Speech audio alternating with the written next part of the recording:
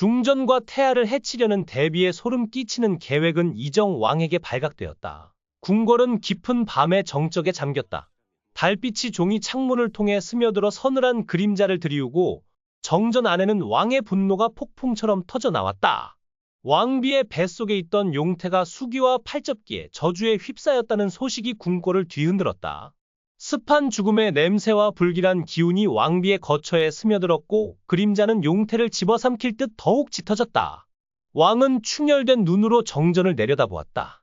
이 궁궐에서 누가 감히 내 아이를 노리겠는가? 그의 목소리가 천둥처럼 울려 퍼졌고 대신들은 고개를 숙여 숨조차 제대로 쉬지 못했다. 왕은 궁궐 구석구석을 철저히 수색하고 모든 주술과 마법의 흔적을 조사하라고 명령했다. 그러나 그의 심장은 알 수 없는 불안으로 쿵쾅거린다. 그 불안의 끝에는 태우 대비의 처소가 서 있다. 태우는 그의 방문을 예감한 듯 단정히 앉아 차를 들고 있다.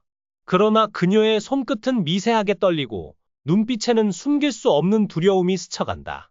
폐하께서 이 늦은 밤에 어인 일이시옵니까? 태후의 목소리는 차분하지만 그 안에는 날카로운 가시가 숨어 있다. 왕은 한 걸음 다가가며 낮고 무거운 목소리로 말한다. 어머니, 어찌하여 용태를 저주한 수기와 팔접기에 그림자가 황후의 처소를 맴돌고 있사옵니까? 이 모든 것이 어머니와 관련이 있지 않사옵니까? 그 순간 태후의 얼굴이 굳어진다. 차잔이 탁자 위에 놓이는 소리가 고요를 깨고 그녀는 천천히 고개를 들어 왕을 직시한다. 폐하, 감히 어미를 의심하시다니. 이 늙은 몸이 어찌하여 용태를 해치려 하겠사옵니까? 폐하의 혈육이요. 이 나라의 미래인 그 아이를? 태후의 목소리는 점점 높아지며 날카로운 분노로 떨린다. 그녀는 자리에서 일어나며 한 걸음 다가선다. 내가 이 궁에서 수십 년을 보내며 얼마나 많은 피를 보았는지 아시옵니까? 왕실의 이름 아래 얼마나 많은 희생이 필요했는지. 그런데 이제 와서 폐하께서 나를 배신의 그림자 속에 가두시려 하다니? 그녀의 눈에는 눈물이 고이지만 그보다 강렬한 것은 억울함과 원망이다. 폐하께서 나를 의심하신다면 이 목숨을 내놓겠습니다. 하지만 명심하시오. 이 궁의 비밀은 폐하가 감당할 수 없을 만큼 깊고 어둡소이다. 태후의 외침은 대전을 쩌렁쩌렁 울리고 그 목소리에는 두려움과 단호한 결기가 뒤섞여 있다. 그러나 왕의 눈빛은 흔들리지 않는다. 그는 천천히 검을 뽑아 들며 말한다. 어머니라 하여도 내 아이를 노리는 자는 용서할 수 없사옵니다. 진실을 밝혀내겠습니다. 설령 그 끝에 어머니가 서 있더라도. 태우는 비틀거리며 한 걸음 물러선다.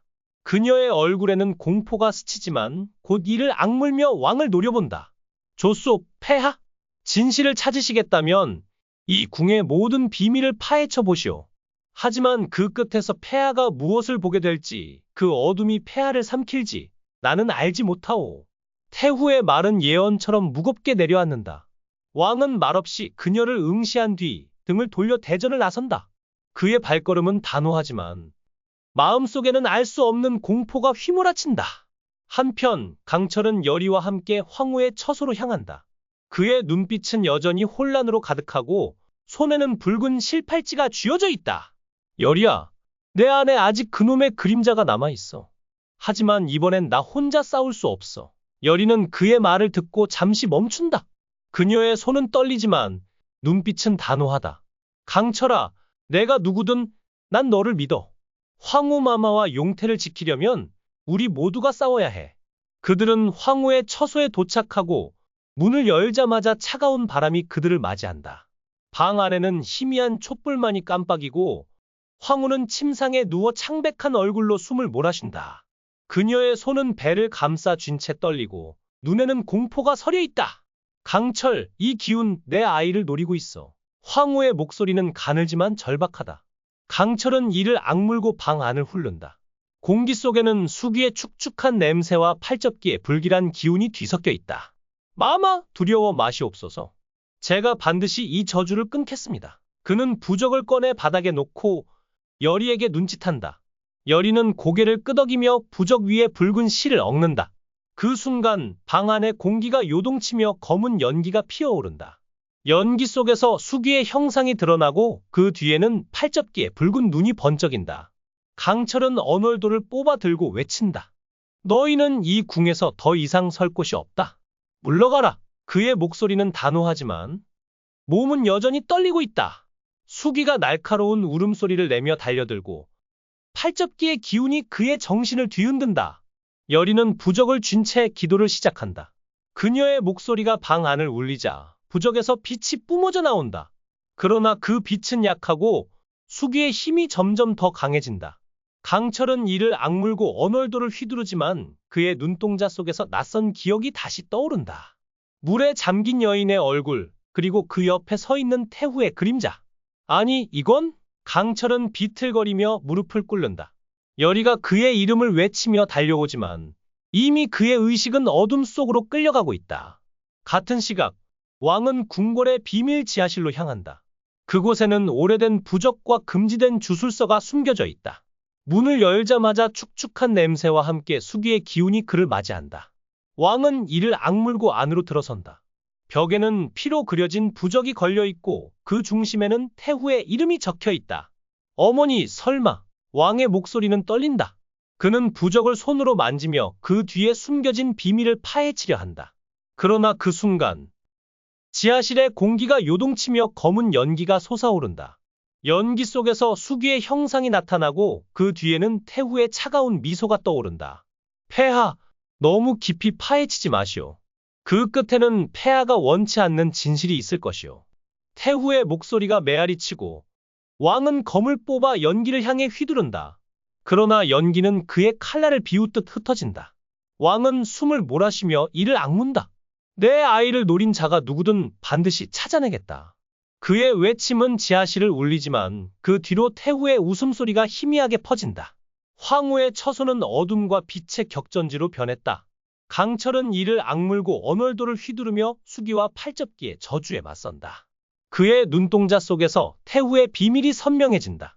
그녀는 용태를 제물로 삼아 왕실의 영광을 되찾으려 했고 수기를 불러낸 것은 오래전 잃은 아들의 혼백을 되살리기 위한 금지된 주술이었다. 태후, 내가 이 모든 비극을 만들었어. 강철의 외침이 방 안을 울린다. 그러나 수기의 축축한 울음과 팔접기의 붉은 눈이 그를 압박하며 황후의 숨소리는 점점 더 미약해진다. 여리는 눈물을 삼키며 부적을 쥔 손을 떨며 기도한다. 하늘의 뜻으로 이 저주를 끊어주소서. 부적에서 뿜어져 나온 빛이 수기를 잠시 물러나게 하지만 팔접기의 기운은 여전히 강철의 정신을 뒤흔든다. 그 순간 문이 거칠게 열리며 왕이 뛰어든다.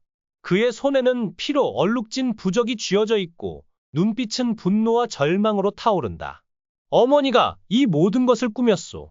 왕은 태후의 지하실에서 발견한 주술서를 떠올리며 이를 악문다. 태후는 자신의 아들을 되살리기 위해 황후의 용태를 제물로 바치려 했고 그 과정에서 수기와 팔접기를 깨웠다. 왕은 황후 곁으로 달려가 그녀의 손을 잡는다. 내 아이를 지키겠소. 그의 목소리는 단호하지만 떨린다. 강철은 왕을 바라보며 고개를 끄덕이고 마지막 힘을 쥐어짠다. 폐하, 이 싸움은 저희 모두의 몫입니다. 언월도가 붉게 타오르며 수기를 베고 여리의 부적에서 뿜어진 빛이 팔접기에 그림자를 찢는다. 방 안은 빛과 어둠의 소용돌이로 뒤덮이고 마침내 거대한 비명과 함께 저주가 사라진다.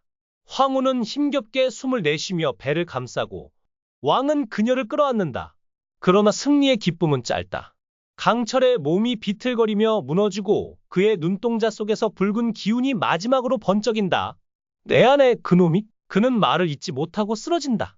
여리는 그의 이름을 외치며 달려들지만 그의 손에 쥐어진 붉은 실팔찌는 이미 빛을 잃었다. 같은 시각 태후의 처소는 불길에 휩싸인다. 그녀는 단정히 앉아 불타는 방을 바라보며 미소 짓는다. 이제 모든 것이 제자리로. 그녀의 속삭임은 불길 속으로 사라진다. 왕은 황후와 용태를 지켰지만 강철의 희생과 태후의 비밀은 그의 가슴에 깊은 상처를 남긴다. 궁궐의 어둠은 거쳤지만 강철의 눈동자 속에 남은 미련과 태후의 마지막 미소는 여전히 미궁 속에 잠겨 있다. 이 비극의 끝은 새로운 시작일까? 아니면 또 다른 저주의 씨앗일까?